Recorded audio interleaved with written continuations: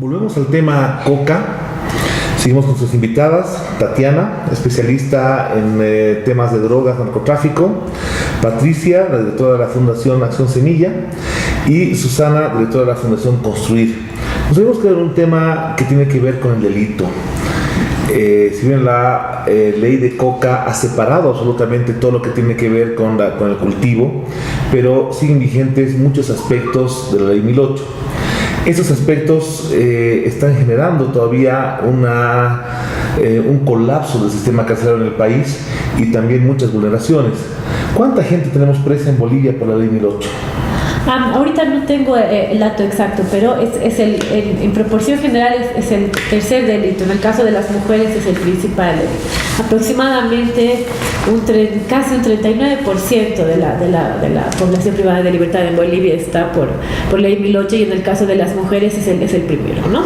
¿Y el tipo penal que más se usa de la ley 1008? El tipo penal es tráfico. Tú puedes, las estadísticas, como bien decía Tatiana, realmente las estadísticas no tienen el nivel de desagregación adecuado para identificar cuál es la magnitud, pero el régimen maneja generalmente transporte, tráfico y suministro, que son los tres lados. Pero como te decía, sucede que el delito de tráfico en sí mismo contiene muchas conductas, también contiene suministro, también contiene transporte. Entonces eso da lugar a una interpretación muy discrecional, ¿no? Entonces de pronto una persona que estaba efectivamente transportando es imputada como una persona traficante, ¿no? Sacamos una duda. Si yo tengo mi pequeña casita en un barrio de La Paz, una ladera de La Paz, y la alquilo, y ahí descubren que han montado un laboratorio de cocaína, ¿estoy involucrado? Sí. O sea, que quería ser una especie de cómplice. De asociación delictuosa. Asociación delictuosa. Y dependiendo, si hay alguien de esa banda que es extranjero, puede haber un colombiano, es además asociación transnacional. Si yo soy chofer de un taxicito y un ñato le dice, por favor, llévame a la terminal urgente, mete 2 maletas, y llegando a la terminal me caen y se dan cuenta que hay droga, también soy. O sea, hay un problema central de presunción de inocencia vulnerada, o sea, no hay un debido proceso con la ley 1008. Sí. Y hay una ausencia de interpretación, pese a que la nueva constitución y la doctrina del bloque de constitucionalidad obliga a todas las operadores de justicia a interpretar conforme al caso concreto. Eso no se está dando, ¿no? Se continúa interpretando conforme a la ley y no conforme al caso, y eso hace que estas personas, las más vulnerables, sean víctimas no solamente de las brechas sociales, sino víctimas de todo un sistema, ¿no? Uh-huh. A ver, tú me dices que en delitos es el tercero de los hombres, pero es el primero de las mujeres. Es el tercero, pero es el primero de las mujeres, ¿no? Y aquí hay muchos atenuantes de pobreza, de abandono, como tú nos decías. Sí. ¿Y esto hay alguna posibilidad de reducir las penas, o esta concepción de que tengan familia, de que sean mamás, de que hay un bien superior que es la familia, queden abandonados? Actualmente no. Actualmente no, eso no se cumple. En el caso de la 1008 no se cumple ni siquiera algunas excepcionalidades, por ejemplo, que contempla el Código de Procedimiento Penal, para que no vayan a detención preventiva mujeres que están embarazadas, mujeres que están con hijos lactantes.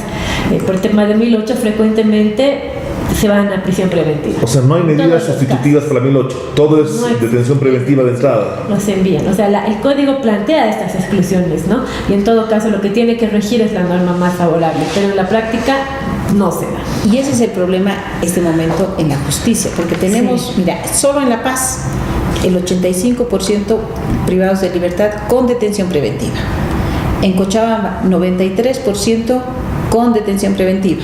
En Santa Cruz 95% con detención preventiva. La preventiva se ha vuelto la regla. O sea, es la regla, y la excepción es estar sancionado, tener... Sí, prácticamente es la regla. Bueno, la nueva estadística, porque el Estado, hay que aclarar que los últimos años se han dado varias medidas para reducir esta tasa de prisión preventiva. Pero sí, la nueva estadística es que prácticamente 7 de cada 10 privados de libertad en Bolivia no tienen una condena. Y esa es la segunda tasa más alta en la región.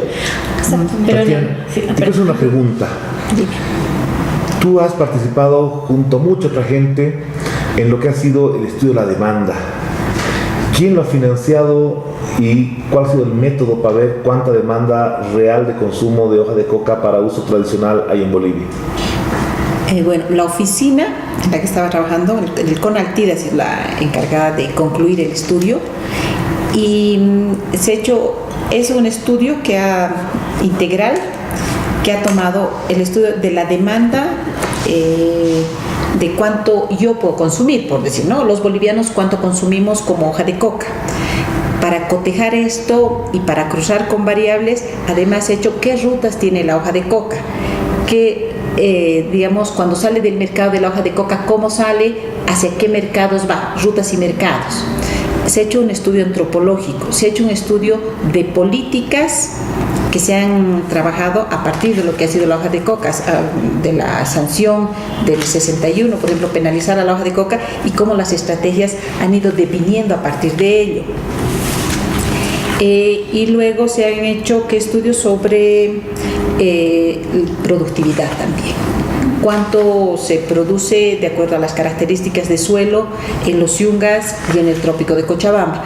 Ese dato es el que nos ayuda, por ejemplo, con Naciones Unidas a sacar la productividad de hoja de coca y saber cuántas hectáreas tenemos. ¿Y cuántas hectáreas es la que Bolivia necesita para tener consumo tradicional?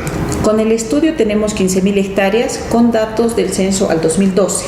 ¿Y con el crecimiento en los años, digamos, previstos al 2025, cuántos necesitarían? Con la proyección que se hace de población, debe ser lo que el ministro dice, de las 20.000 hectáreas, ¿no? Aproximadamente. O sea, 20.000 hectáreas es lo que va a consumir Bolivia cuando dejemos de ser 8 millones como éramos al 2012 y pasemos a ser 15 millones como va a ser al 2022. Sí, consumo, como se dice, vamos a decir consumo directo, ya, hoja de coca, pero además para esta franja de las 20.000 hectáreas se considera la industrialización que no estaba contemplado, o sea, lo que ha planteado el presidente, hacer vinos, hacer las otras cosas. ¿Y dónde entra lo que se va a Argentina? Argentina no permite, no tiene legalizado el consumo para uso tradicional. Sin embargo, en Salta, en Córdoba, en todo el norte argentino, en todo el norte chileno, en todo el sur peruano, se consume la coca que sale de Bolivia. Sí. ¿Eso cómo se puede contabilizar? Con el estudio de rutas, tenemos lo que llega hasta Yacuiba. O sea, sabemos cuánto llega hasta Yacuiba. De ahí cómo pasa a la Argentina, digamos, es un problema para hacerlo con los argentinos. Es un problema que hay que abordarlo con los argentinos. Pero en este monto que tú me dices, 15.000 al 2012, ¿está contemplado lo que consumen también los países vecinos o no? No está contemplado, porque nuestro estudio se marcaba mercado nacional solamente, no la demanda internacional. O sea, es posible que se necesite un poco más de cultivo, que no es cocaína, que no va la cocaína. No, hoja de coca. El salteño es acullicador bárbaro, el que está en Salta, ¿ves? El taxista está acullicando todo el rato, el que tiene el bar está acullicando, el que trabaja en la plaza está acullicando. Sí. El salteño es tan acullicador como el chapaco, ¿no? O sea, en Tarija yo soy paseño, trabajo mucho en los departamentos y yo veo que en Tarija hay un uso mucho más masivo de la Cuyico que en La Paz misma. Así es, pero bueno, cabe recalcar también que no solamente se consume en los países fronterizos como Argentina o norte de Chile, también el consumo de la hoja de coca se ha vuelto bastante extendido en España, por ejemplo, ¿no? Que en 2016 ha tenido un boom en el tema de mercado, o sea, por internet tú podías ver que se vendían productos, harinas, mates, refrescos, estimulantes, bebidas energéticas.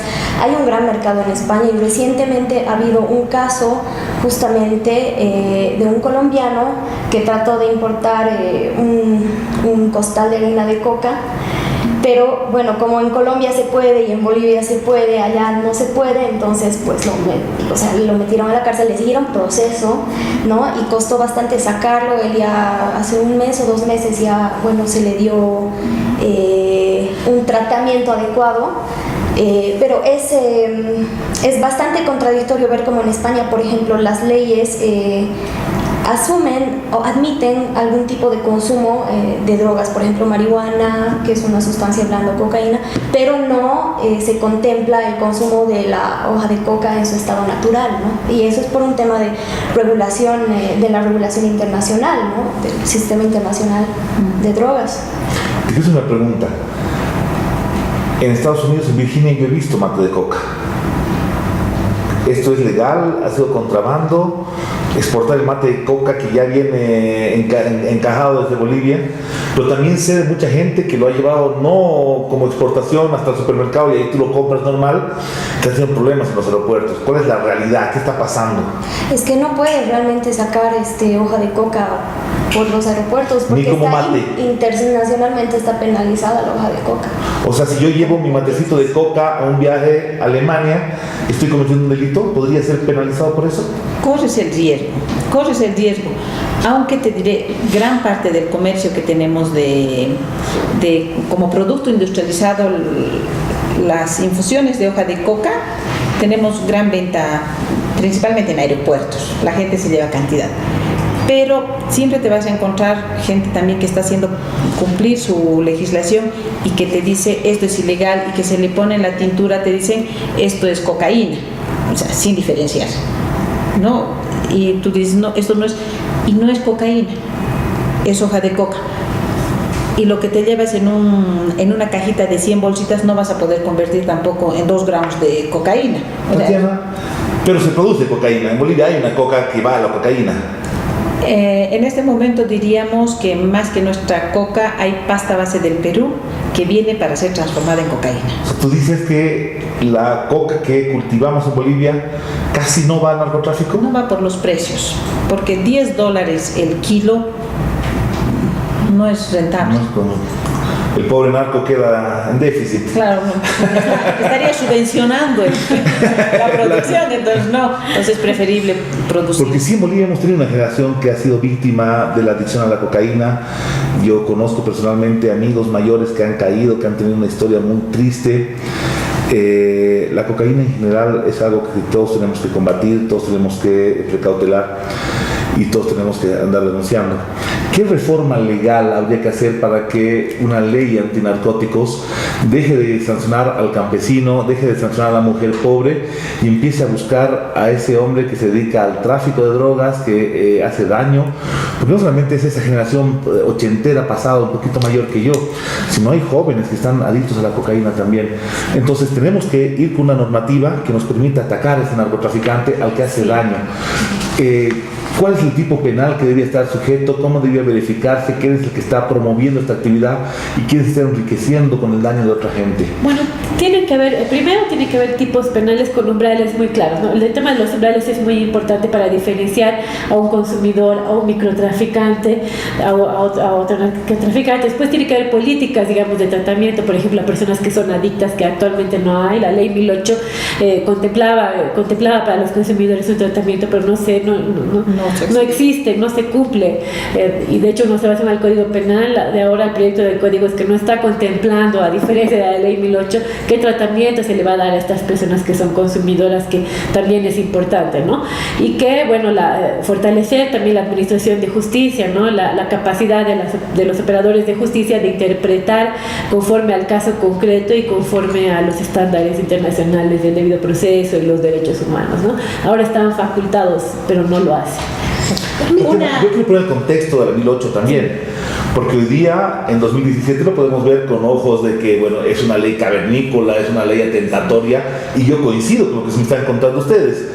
Pero la ley 1008 ha sido desarrollada, aprobada el año 87, ¿no? Y el año 81 se estaba yendo un presidente, García Mesa, y un ministro de gobierno, Arce Gómez, que nos puso en el mundo con una fama de estado narcotraficante, ¿no? O sea, esa dictadura que nos puso como un estado narcotraficante. Tampoco es que ha aparecido de la nada, ¿no? O sea, teníamos transporte público oficial del Estado trayendo cocaína, teníamos todo el país vetándonos, tenía todo el mundo congelando a Bolivia, haciendo un daño al resto de nuestros productos, deteriorando nuestra capacidad productiva, empresarial. En ese contexto se ha hecho. En ese contexto, aún así, ¿era necesaria una ley tan dura? Claro, pero no empieza la legislación contra la hoja de coca y contra las drogas con la ley 1008. Ya el 76, Panzer crea una ley que va a tener financiamiento inclusive ya de $45 millones, que era una lucha, que era un dinero para la lucha contra el narcotráfico y el comunismo. Vinculados. Así era. Y son que ya decían que inclusive que las tierras que estaban destinadas a la producción de coca dirigida a la cocaína iban a ser revertidas al Estado. Pero mira, esta ley del 76 que ya crea una Dirección Nacional de Sustancias Peligrosas para el abordaje de sustancias peligrosas, teníamos esa ley y ya estaba la DEACA desde el 76 que funcionaba en la Embajada Americana. Aún así hemos tenido un presidente que ha comercializado mucho. Dejamos ese punto para el siguiente bloque, para que te puedas explayar con todo. No nos dejen, seguimos con Oxígeno y esta entrevista tan buena. Recapitulo lo que hemos hablado en este bloque, que ha sido fundamental al comenzar el siguiente bloque.